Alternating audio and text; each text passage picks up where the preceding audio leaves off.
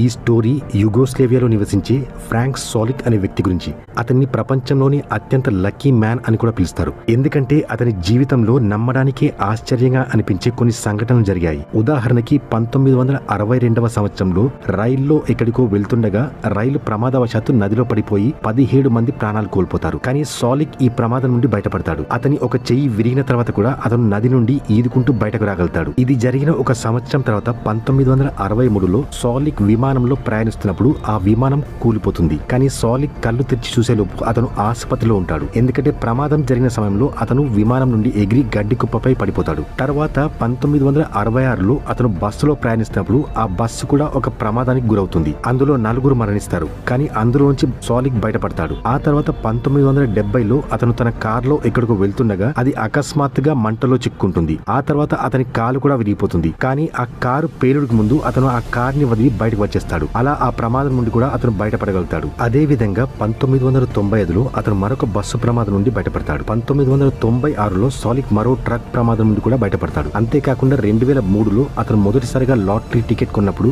అందులో $1 మిలియన్ గెలుచుకుంటాడు. అందుకే అతన్ని ప్రపంచంలోనే అత్యంత లక్కీయెస్ట్ మ్యాన్ అని పిలుస్తూ ఉంటారు. అయితే కొందరు అతని దురదృష్టవంతుడు కూడా అంటారు. ఎందుకంటే అతను ఇన్ని ప్రమాదాలకు గురయ్యాడు కనుక.